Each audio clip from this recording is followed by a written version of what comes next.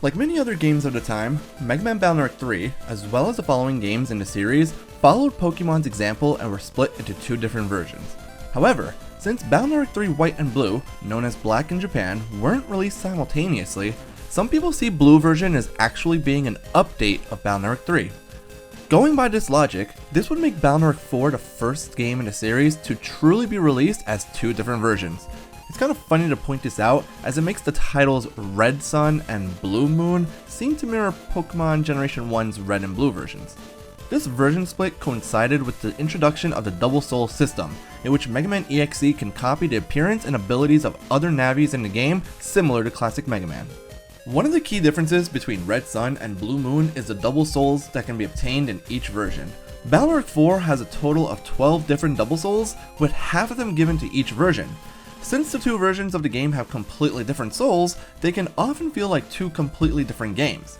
But the Double Soul split also begs the question of which version of Battle Network 4 has the better Double Souls. Today, we're going to analyze all of the Double Souls available in Battle Network 4 Blue Moon version and compare them to the Red Sun Souls. I've previously made a video going over the Double Souls of Red Sun, which you can watch by clicking on the card above. We're going to look at the abilities of each Blue Moon Soul, discussing each of their strengths and weaknesses, as well as discuss chips or combos that should be used in folders dedicated to those souls. Lastly, we're going to weigh in on the debate over which version of Battle Network 4 has the better Double Soul lineup. Let's get started with the first Double Soul you'll obtain by playing through Blue Moon. Just like in Red Sun, the Double Souls in Blue Moon are obtained throughout your 3 playthroughs, with each Double Soul being randomized except for the first soul you obtain. In Blue Moon, this first soul is Aqua Soul, activated by sacrificing any Aqua element chip such as Bubbler or Wide Shot. Aqua Soul gives Mega Man the Aqua element, making him take double damage from Elect type attacks. It also lets Mega Man avoid sliding over ice panels. The primary reason for using Aqua Soul is to utilize its chip charging ability.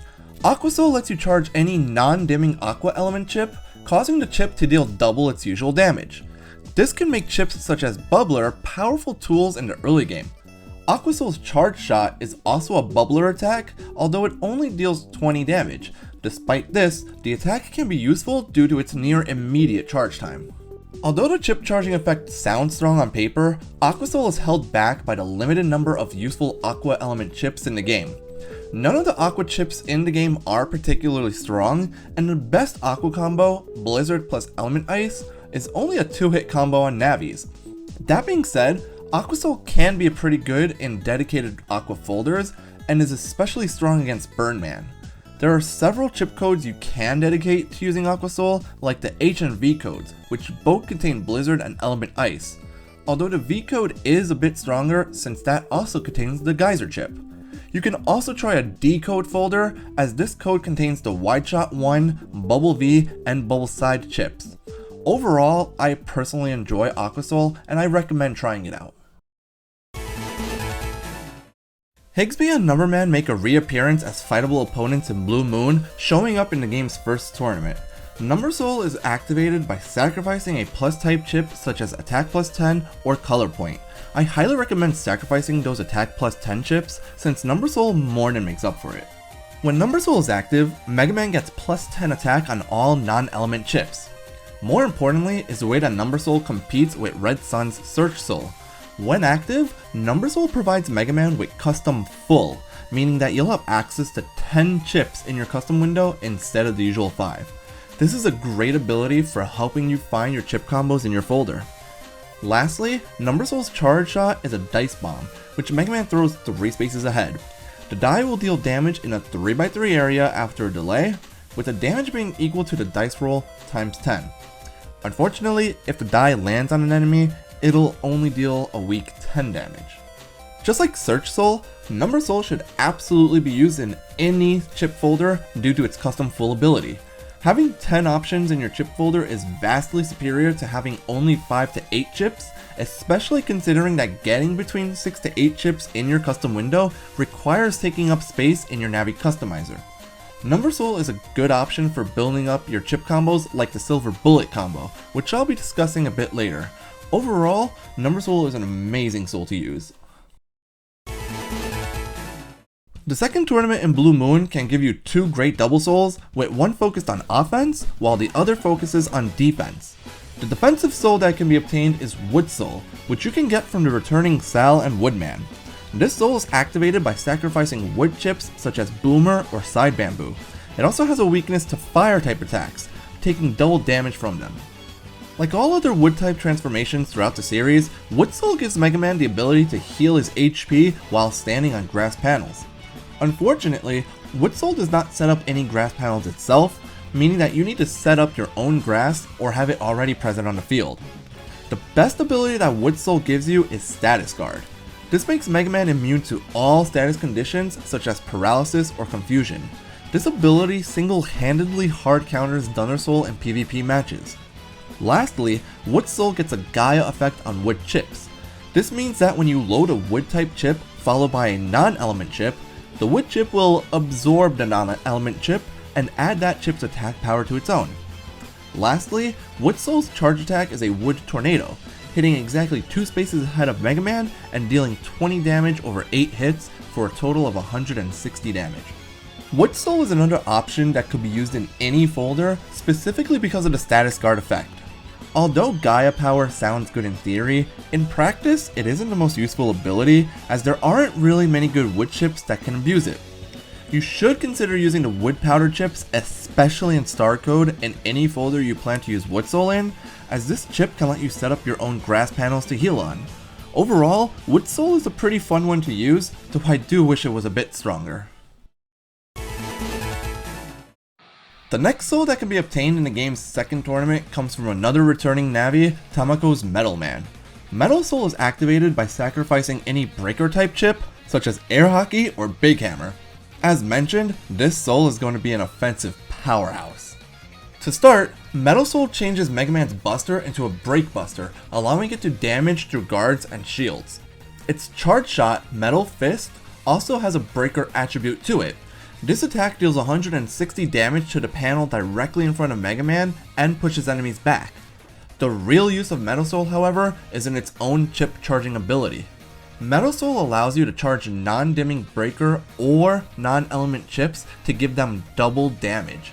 This ability is incredible, as there are a wide variety of chips that it can apply to, plus it allows you to get double damage on chips while you don't have access to full synchro. Metal Soul will work well in any folder that uses a lot of breaker or non-dimming chips. Its most well-known folder would be the V-Code folder, similarly to Aqua Soul. This is because the V-Code gives Metal Soul access to 2 of the strongest chips in the game, Air Hockey 3 and Super Vulcan. The latter can be fully powered up with Double Point and Attack Plus chips alongside Metal Soul's chip charge to make the Super Vulcan deal a whopping 2,880 damage, a combo known as Silver Bullet. Overall, Metal Soul is one of the best Double Souls in Blue Moon in my opinion, and should be used often. One of the most interesting Navis in Balnark 4, Junkman, can be fought in the final tournament of the game, giving you access to Junk Soul. This Double Soul is activated by sacrificing obstacle type chips, such as Rock Cube or Fanfare. The chip requirement and the abilities you get from the soul make it a bit more difficult to use than the others. However, Junk Soul is a force to be reckoned with. When you activate Junk Soul, all enemies on the field are afflicted by the Confusion status. This ability can be useful in PvP matches, making it harder for your opponent to move around the field. It can also slow down or immobilize viruses and enemy navis in the game. Junk Soul also has a chip recycle ability, which gives you access to 2 chips in your custom window, which have already been used once in that battle. This ability is considered to be one of the strongest in the game, as it can allow you to recycle Mega or Giga class chips to reuse them. Junk Soul's charge shot, Poltergeist, is a situational attack, only really working when there are obstacles on the field. This charge attack works the same way as the Poltergeist battle chip from Balnarks 2, 3, and 5, freezing time to pick up objects on the field and throw them at the opponent, dealing 100 damage each. This attack won't deal damage if there are no obstacles on the field, but can still be used more often in PvP matches, as the fields in these often have obstacles placed on them, and the attack will still freeze time when unleashed, giving you time to think about your next move. Overall, Junk Soul is considered to be one of the best Double Souls in Balnark 4 and is one of the top souls for PvP matches due to the chip recycling ability. I've personally created a J-code folder with the Junkman chips alongside objects like Rock Cube, Fanfare, Timpani, or Silence in the Star code to deal damage to opponents. These can also work well with the secret Lightning chip, which also comes in a J-code. Overall, Junk Soul is a great soul that can be put in any folder successfully. The final Double Soul that we'll discuss is my personal favorite, Proto Soul. Totally not obvious, right? Proto Soul is obtained by defeating Chod and ProtoDemn for the 4th game in a row in the final tournament of Balnark 4. This soul is activated by sacrificing any sword type chip. When Proto Soul is activated, Mega Man gets access to the Reflect ability, which lets him put up a shield for a short time by pressing left and B together. If an attack hits this shield, 50 damage will be reflected back at your opponent. In addition, Proto Soul thrives when using sword chips, preventing them from giving opponents invincibility frames after being hit by them, letting you attack relentlessly with swords. This includes the charge attack, which is an 80 damage wide sword. Proto Soul also continues the trend of charging elemental chips by letting you charge sword chips for double damage. Charging sword chips also gives them the additional step sword ability, letting Mega Man move 2 spaces forward before using sword chips. This works great on variable or neo-variable swords, but is also good on any sword type chip to help increase your attack range. Overall, Proto Soul can be really good in any folder that uses sword chips. However, a lot of the chips can be used in these folders tend to be used for the Life Sword program advance, which you cannot charge the way you can charge regular chips. As a result, Proto Soul is a little bit limited, at least in Balnark 4. This soul does make a reappearance in Balnark 5 Team ProtoDemn, where I think it's much stronger. Overall, I like to use Proto Soul alongside S-code chips, as this code gives you area grab, sword, wide sword, long sword, wide blade, and long blade. 24 chips total if you use 4 copies of each, and 4 copies of the Life Sword program advance.